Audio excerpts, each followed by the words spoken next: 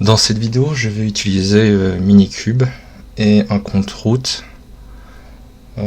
Ça fait 3-4 jours que j'apprends Kubernetes. Et donc je voulais savoir comment limiter un utilisateur avec Kubernetes pour l'empêcher de passer d'un namespace prod à un namespace recette ou d'un namespace recette à un namespace prod. Je vais limiter aussi cet utilisateur pour qu'il ait moins de droits de créer des choses avec Kubernetes. Par défaut, Minikube installe une configuration Kubernetes de base.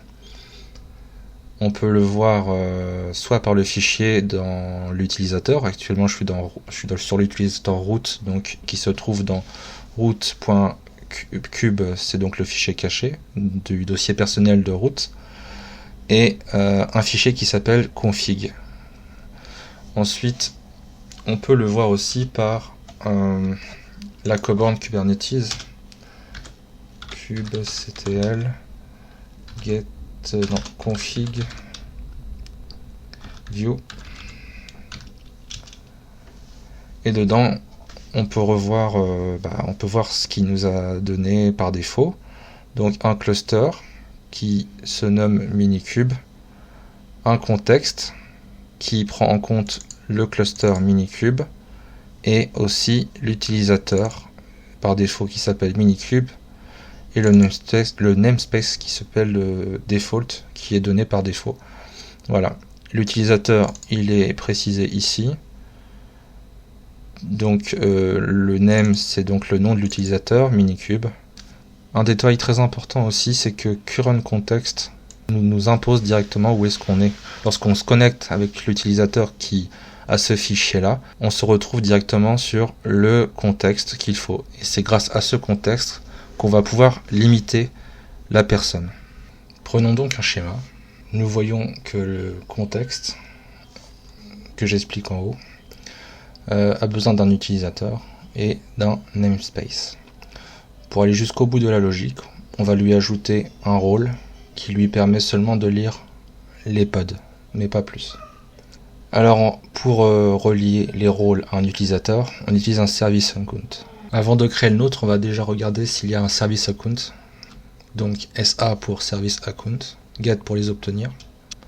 Dans le namespace default, il y a un service account qui s'appelle default. Nous, on va créer le nôtre. On va l'appeler read only user.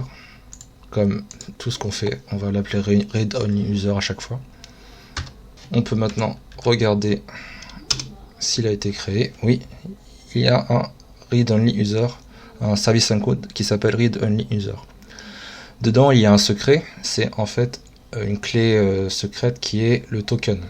Ce token va nous permettre de donner des droits à l'utilisateur, car le service account appartiendra à un rôle. Un rôle permet de limiter un utilisateur Kubernetes sur les actions qu'il peut faire. Par exemple, l'action de getter un pod, donc une ressource qui a des verbes. Ici, on lui permet seulement de getter un pod, donc la ressource. Pour savoir ce qu'on peut faire, par exemple, on aurait envie de faire autre chose qu'un pod, on utilise la commande API ressource-o wide. Dedans, on a la colonne name qui est la ressource, puisque on a utilisé API ressource, donc le nom de la ressource. Ici, on va se concentrer sur pod, et on peut lui appliquer un create, un delete, etc. Ça, c'est les verbes. Ici, on va donc créer un rôle un peu plus global qu'un rôle, un cluster role, qui permet de ne pas se limiter au namespace. Il donc attribue sur tous les namespaces une limite à cet utilisateur. Donc on utilise un cluster role qu'on va nommer read only user, et il va permettre seulement de faire un get sur un pod. Pour l'instant, le rôle, ici le cluster role, pour l'instant le rôle n'est pas relié à l'utilisateur. Il faudra déjà relier le rôle à un service account par un cluster role binding. Ici, le rôle, ça peut être aussi relié par un role binding, et un cluster role peut être relié par un cluster role binding. Nous, comme on utilise un cluster role, on va utiliser un cluster role binding pour le relier au service account qu'on avait déjà précédemment créé, qui s'appelle read only user. On va donc créer un cluster role binding. On va diminuer un peu, voilà. Le cluster role binding est créé et il s'appelle read only user. À chaque fois, on utilise read only user. Le service account qui est dans défaut et qui s'appelle read only user qu'on avait créé précédemment est relié donc au cluster role binding.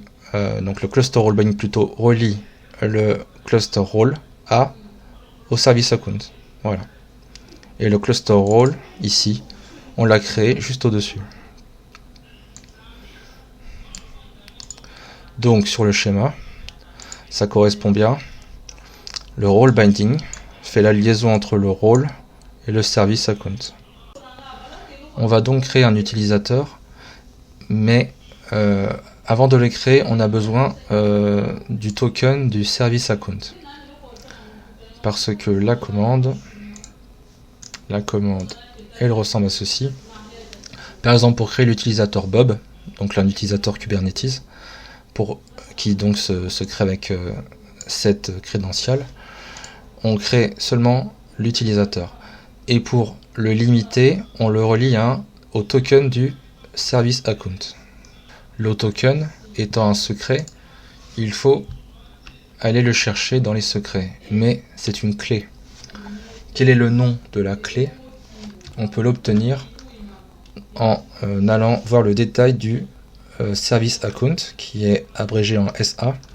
Donc get, on obtient le service account qui s'appelle read only user qu'on a créé précédemment, et on le détaille en YAML. On voit qu'il a donc un secret, et le nom de la clé de ce secret qu'on a besoin d'obtenir, c'est read only user token avec un identifiant bien personnalisé à la fin qui n'appartient qu'à Kubernetes. Du coup, on va faire un describe d'un secret, et pas n'importe lequel, celui qui est ici.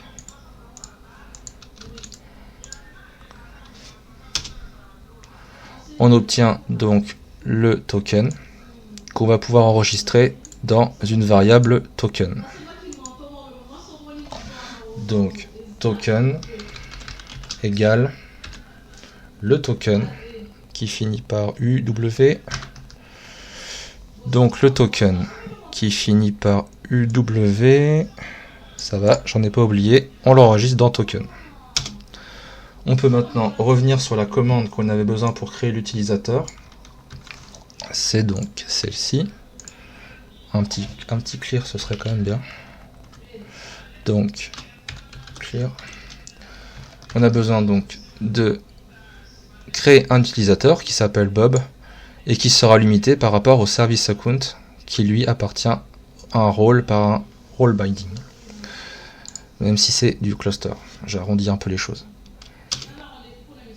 On a donc créé un utilisateur Bob. Et là, on a donc presque tout ce qu'il nous faut pour gérer un contexte. Pour créer un contexte. Donc là, on a notre utilisateur Kubernetes. Il nous manque un namespace. Lorsqu'on aura créé le namespace, on pourra créer le contexte avec l'user et le namespace. On va donc voir où sont les contextes. Donc dans la configuration de l'utilisateur, puisqu'on utilise config. Config, c'est donc la configuration de notre utilisateur qui est root. Donc sa config a un contexte. Par défaut, c'est Minikube, parce que j'ai démarré avec Minikube. Donc nous, on va créer un autre contexte. Oui, donc avant de créer le contexte, il nous faut un namespace. Donc on va nommer le namespace test, et le raccourci c'est ns. Donc on crée un namespace. Pour rappel, ça, le namespace, c'est la ressource et le verbe, c'est create. On crée donc le namespace. Ce namespace, il va être réutilisé dans le contexte. On va créer le contexte avec l'utilisateur. Le contexte, donc l'utilisateur c'est Bob et son namespace c'est test. On attribue donc un contexte qui est un namespace test et Bob, l'utilisateur Bob. Ce qui veut dire que lorsqu'on va switcher sur ce contexte-là, on va être Bob sur un namespace test. Et on ne sera pas sur le namespace défaut, comme il y a ici. Donc, le contexte, comme toute ressource qu'on crée, une ressource a un nom. Ici, ça va s'appeler, pour une fois, ça va changer, c'est Bob Reader. On peut voir les contextes comme on a fait au-dessus. Hop. On voit bien qu'on a un contexte qu'on a nommé PodReader sur le cluster Minikube. Et on sera donc Bob sur le namespace test. On peut remarquer aussi qu'il y a une étoile qui nous permet de savoir où est-ce qu'on se situe actuellement. C'est actuellement donc le current context. On peut maintenant voir que l'utilisateur root a un contexte qui s'appelle PodReader, mais avant il avait par défaut un contexte qui s'appelait Minikube comme on l'a vu tout à l'heure. L'utilisateur root donc a deux utilisateurs. L'utilisateur root Linux a bien deux utilisateurs au choix dans Kubernetes, l'utilisateur Bob et l'utilisateur Minikube. Nous actuellement nous sommes donc Minikube comme on a pu le voir précédemment sur le getContext. On peut maintenant voir que l'utilisateur root a un contexte, le contexte. Il a donc PodReader et Minikube. On va donc switcher sur PodReader avec useContext et pas getContext. PodReader. On a bien switché deux contextes avec un getContext. On voit qu'on a une étoile sur PodReader. C'est donc notre current context. On peut maintenant essayer de voir si on peut créer un pod. Vu qu'on a limité l'utilisateur Bob à ne faire que du get sur un pod, on n'est pas censé créer un pod. On va donc lancer la création d'un pod. Et là, nous ne sommes pas autorisés. Forbidden. C'était bien le but. Le problème, c'est que là, en route, on peut revenir sur la configuration Minikube qui nous permet de faire tout ce qu'on veut sur tous les namespaces. Et c'est là l'intérêt de comment bloquer. Donc Minikube, là on est revenu sur le contexte qui s'appelait Minikube et qui lui nous permet de tout faire. Donc on va créer un utilisateur Linux qui lui, lorsqu'on va se loguer dessus, aura presque le même fichier que root. À la différence près, c'est qu'on va lui enlever les utilisateurs et les contextes qui ne lui permettra pas d'aller en dehors de son namespace test, puisque Minikube n'existera plus. Enfin, le contexte Minikube qui n'existera plus. Créons par exemple l'utilisateur Bob, mais en tant qu'utilisateur Linux, son mot de passe. Vous mettez le mot de passe qui vous plaira.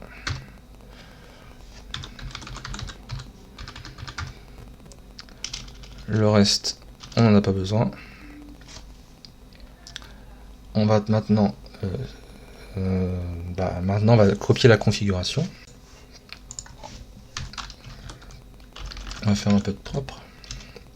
Donc, dans le dossier personnel de root, on a un dossier caché qui s'appelle cube.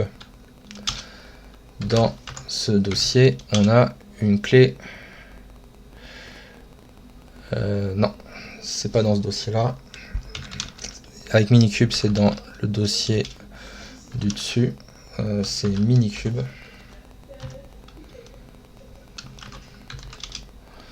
Voilà. Pourquoi j'ai besoin de ca.cert qui se trouve ici? Parce que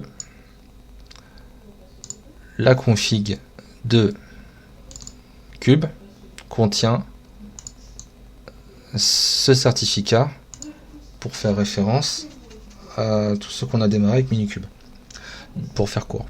Donc on va voir le fichier, parce que là je parle mais on n'a rien vu. Déjà on n'est pas là, c'est cube config. On voit donc que en haut on a donc ce certificat qu'on a besoin. Ce certificat là on va le copier dans l'utilisateur Bob. On va vérifier quand même que l'utilisateur Bob existe. Oui, il existe, c'est bien. On va donc se rendre dans l'utilisateur Bob. On va lui créer donc un dossier cube qui est essentiel pour démarrer avec une configuration Kubernetes. On va faire un cp2 root qui a Minikube avec un certificat. On le copie ici dans Cube, ça sera plus pratique pour la suite. Il nous faut aussi config dans Cube, config, et là on le met ici. Non, on le met config, on le met dans Cube. C'était bon du coup. Donc mv config dans Cube, le cube de Bob. On va donc se rendre dans Cube, un petit ls pour voir tout ce qui se passe. On a donc notre config et notre certificat. On va donc pouvoir maintenant limiter le fichier de configuration pour Bob. On va retirer donc l'utilisateur Minikube.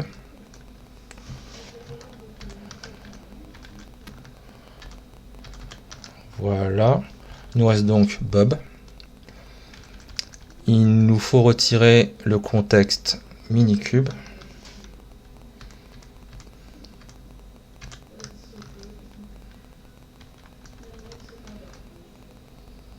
Le contexte, ce sera PodReader, mais j'ai été trop vite. Non. Hop. Donc contexte Minikube, et là le contexte, j'ai été trop vite. Le contexte là c'est PodReader. Donc on va pas éliminer ce contexte là, mais on va éliminer celui-là qui est Minikube. On enlève ceci. Voilà, et pareil pour l'utilisateur Minikube. Là on a le name. Voilà, utilisateur name Bob, et là utilisateur name Minikube. Ce serait bien que ça le fasse. Voilà. On enregistre, CTRL O, CTRL X. Je revérifie. Donc là c'est pas bon. On n'est pas dans root mais dans home. Et par défaut, l'utilisateur, on sait que c'est dans le fichier cube, le dossier cube, le dossier caché. Donc si je ne précise pas, vu que c'est là qu'on l'a mis, c'est parfait. C'est pour ça que j'ai dit qu'il fallait le placer là. Ça nous arrange par la suite. Donc CTRL O, CTRL X. Maintenant, on va pouvoir se loguer en tant que Bob. Voilà, je suis logué en tant que Bob. Disons que cube, ctl, c'est bien. kubectl, l'autocomplétion a fonctionné. Ensuite, la config. La config donc se référence donc à Bob, qui est dans son dossier personnel, dans le dossier caché cube, au niveau de la config, du dossier config, du fichier config. Donc config, et là get get context, on ira voir directement les choses. Contexte, plusieurs contextes. On n'a pas les permissions, c'est pas grave. On va donc revenir en tant que root et on va lui donner la permission d'être lu. Nous, ce qu'il nous faut, c'est voir où est-ce qu'on en est. Donc, on va mettre un groupe, le groupe Bob, au certificat et à config. Alors, ch shown, c'est shown. Voilà. Root .bob. Sur quoi? Sur le certificat et sur config. Ok. Maintenant, ces deux-là, je leur dis que je leur donne le droit. Donc c'est un groupe. Je lui attribue le droit de lire, read. Groupe, j'attribue donc plus read, le R. On va maintenant se reconnecter en Bob, voir si ça fonctionne. On avait une commande get context et là ça fonctionne. On peut voir ce qu'on a comme contexte. Là actuellement on n'est pas sur le bon contexte. On va recorriger encore. Exit. On va donc aller modifier le fichier de config de Bob. Donc là on se trouve déjà dans le dossier personnel de Bob. Et en plus on est déjà dans cube, donc il ne reste plus qu'à accéder à config. Nano config. Et là on peut voir que current context, ce n'est pas le bon. C'est donc minikube qui n'est pas le bon, donc c'est podreader, comme c'est marqué au-dessus. Ici, on est bien sur un contexte qui s'appelle name, donc c'est son nom, podreader. Quel est le contexte sur lequel on veut aller dès le début qu'on se connecte? C'est podreader. Et on ne pourra pas le changer car il n'y a pas d'autre contexte.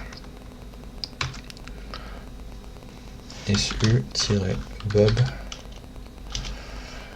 Là on regarde les contextes et là le current context a bien une étoile, c'est donc qu'on est bien sur le current context qui s'appelle podreader avec l'utilisateur Bob sur le namespace test.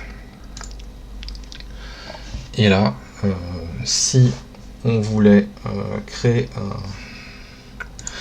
un pod avec Nginx,